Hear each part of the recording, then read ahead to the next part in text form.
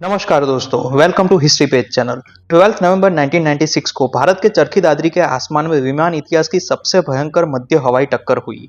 Saudi Arabia की Saudi airlines की flight 763 और कजाकिस्तान एयरलाइंस की फ्लाइट 1907 के बीच दुर्भाग्यपूर्ण रूप से टक्कर हुई, जिसमें 349 लोगों की जान चली गई। यह दुर्घटना न केवल एविएशन इंडस्ट्री को झकझोर देने वाली थी, बल्कि इसके बाद एयर ट्रैफिक कंट्रोल सिस्टम में महत्वपूर्ण बदलाव लाने में अहम भूमिका प्रदर्शित करने वाली थी। इस वीडियो में हम इस दुखद घटना के पीछे की सिचुएशन, पूरा घटनाक्रम और विमान सुरक्षा पर इसके स्थायी प्रभाव को विस्तार से समझेंगे। आइए इस ऐतिहासिक दुर्घटना की गहराई में चलते हैं। सन 1996 में इंदिरा गांधी इंटरनेशनल एयरपोर्ट भारत की राजधानी नई दिल्ली में स्थित मेन इंटरनेशनल एयरपोर्ट में से एक था। यह इंडिया के सबसे व्यस्त हवाई अड्डों में से एक था। इसमें अंतर्राष्ट्रीय उड़ानों के लिए टर्मिनल 2 से संचालित किया जाता था, जिसमें सऊदी एयरलाइंस और कजाकिस्तान एयरलाइंस जैसी एयरलाइंस शामिल थी। 12 नवंबर 1996 के शाम के 6:30 बजे सऊदी एयरलाइंस का प्लेन फ्लाइट 763 टेक ऑफ के लिए रेडी था। यह प्लेन बोइंग द्वारा निर्मित बोइंग 747 सीरीज का प्लेन था, जिसमें 279 पैसेंजर और 23 क्रू मेंबर्स थे। इस प्लेन को कैप्टन खालिद अल शुबैली उड़ा रहे थे, जिन्हें 9,837 घंटे प्लेन उड़ाने का एक्सपीरियंस था। उनके साथ को पायलट नजीर खान और फ्लाइट इंजीनियर अहमद इदरीस थे। इस फ्लाइट को दिल्ली से दहराम होकर जिद्दा जाना था। दूसरी तरफ कजाकिस्तान एयरलाइंस की फ्लाइट 1907 चिमकेट हवाई अड्डे से दिल्ली आ रही थी। यह प्लेन इल्यूशन कंपनी द्वारा निर्मित IL-76 सीरीज का प्लेन था। दोस्तों, आपके नॉलेज के लिए बता दूं तो इंडियन एयरफोर्स इसी कैटेगरी का plan as a cargo plane use कर रही है। इस प्लेन में 27 पैसेंजर्स और 10 क्रू मेंबर्स थे। दरअसल किर्गिस्तान की एक कंपनी ने इस उड़ान को चार्टर किया था। इसमें 13 किर्गिज व्यापारी थे जो दिल्ली में बिजनेस के सिलसिले में आ रहे थे। इस प्लेन को कैप्टन रोबोटोविच चेरेपोनोव उड़ा रहे थे, जिन्हें 9,229 घंटे का फ्लाइंग एक्सपीरियंस था।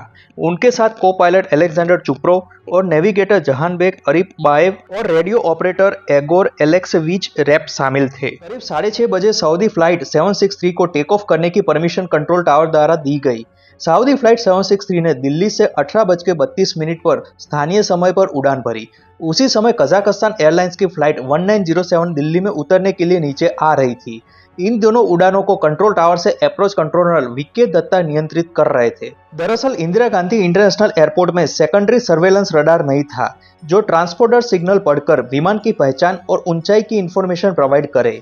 इसके बजाय हवाई अड्डे पर प्राथमिक रडार था, जो केवल डिस्टेंस और डायरेक्शन की जानकारी देता था, लेकिन ऊंचाई की जानकारी नहीं देता था। इसीलिए दोनों विमानों को एयर कंट्रोलर वीके दत्ता के निर्देशों का सख्त पालन करके ऊंचाई को मेंटेन करना था। दरअसल सभी इंटरनेशनल एयरपोर्ट्स में टेक ऑफ और लैंडिंग के लिए अलग अलग कॉरिडोर होते हैं, लेकिन इंदिरा गांधी एयरपोर्ट कैपिटल दिल्ली में था। इसलिए इंडियन एयरफोर्स ने सिक्योरिटी रीजन की वजह से अधिकांश हवाई क्षेत्र पर नियंत्रण रखा था और सिर्फ एक कॉरिडोर ओपन रखा था आने और जाने के लिए। इसीलिए बहुत जरूरी था कि सभी प्लेन एयर कंट्रोल द्वारा दी गई ऊंचाई संबंधित इंस्ट्रक्शंस का पालन करें। समय 18:33 पर सऊदी फ्लाइट 763 को 10,000 फीट की प्रारंभिक ऊंचाई पर उड़ान भरने की अनुमति दी गई। इधर 18:34 पर दत्ता ने कजाक विमान को 15,000 फीट तक नीचे उतारने की अनुमति दी। कजाक विमान IL-76 दिल्ली से 137 किलोमीटर दूर था और धीरे धीरे सऊदी एयरलाइंस के प्लेन के नजदीक आ रहा था। यह दोनों विमान एक ही कॉरिडोर पर फ्लाई कर रहे थे, इसलिए इन्हें एक सेफ हाइट का डिस्टेंस मेंटेन करके एक दूसरे को क्रॉस करना था। अब 18:36 पर दत्ता ने सऊदी विमान को 14,000 फीट तक चढ़ने की अनुमति दी। 18:38 पर सऊदी विमान 14,000 फीट तक पहुंच गया था। दत्ता ने उन्हें अपनी ऊंचाई बनाए रखने और अगले इंस्ट्रक्शन की प्रतीक्षा करने के लिए कहा, जिस पर को पायलट नजीर खान ने जवाब दिया, सऊदी 763 140 बनाए रखेगा, यानी सऊदी विमान 14,000 फीट की ऊंचाई मेंटेन रखेगा। इस तरफ दत्ता ने 18:49 पर कजाक प्लेन IL-76 को 15,000 फीट तक पहुंचने की सूचना दी। दरअसल वीके दत्ता सऊदी विमान और कजाक विमान के बीच 1000 फीट यानी 1000 फीट का डिस्टेंस मेंटेन करवाना चाहते थे, लेकिन कजाक पायलट इस सूचना को समझ नहीं पाए। वो ऑलरेडी 15,000 फीट पर उड़ रहे थे और उन्हें लगा कि ऊंचाई और कम करनी चाहिए। IL-76 के कप्तान चेरेपोनोव ने विमान को 14,000 फीट पर ला दिया। इसके साथ ही दोनों विमान एक दूसरे के आमने सामने 14,000 फीट की ऊंचाई पर एक ही कॉरिडोर में आ रहे थे।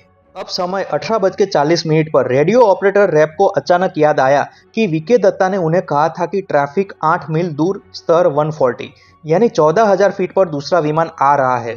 तुरंत उन्होंने कप्तान चेरेपनोव की इसकी जानकारी दी और तभी सऊदी विमान उन सबके सामने आ गया। कप्तान चेरेपनोव ने फुल थ्रॉटल से विमान को ऊपर चढ़ाने की कोशिश की, लेकिन बहुत देर हो गई थी। दिल्ली से 100 किलोमीटर दूर चरखी दादरी सिटी के ऊपर कजाक विमान की पूंछ सऊदी विमान के बाएं पंख से टकराई, जिससे दोनों विमानों के वो हिस्से अलग हो गए। सऊदी बोइंग तुरंत नियंत्रण खो बैठा और तेजी से नीचे गिरते हुए आग की लपेटों के साथ हवा में टूट गया और लगभग सुपरसोनिक गति से जमीन पर गिरा। उधर कजाक विमान भी उसी विमान के पास गिरा। सऊदी फ्लाइट 763 में सवार सभी 312 लोग और कजाकिस्तान एयरलाइंस फ्लाइट 1907 में सवार सभी 37 लोग इस दुर्घटना में मारे गए। एयरपोर्ट के कंट्रोल टावर में वीके दत्ता की नजर के सामने रडार पर 2 डॉट्स यानी कजाक प्लेन और सऊदी प्लेन गायब हो गए और तभी अमेरिकी वायुसेना के कार्गो विमान ने एक बड़े विस्फोट की जानकारी कंट्रोल टावर को दी।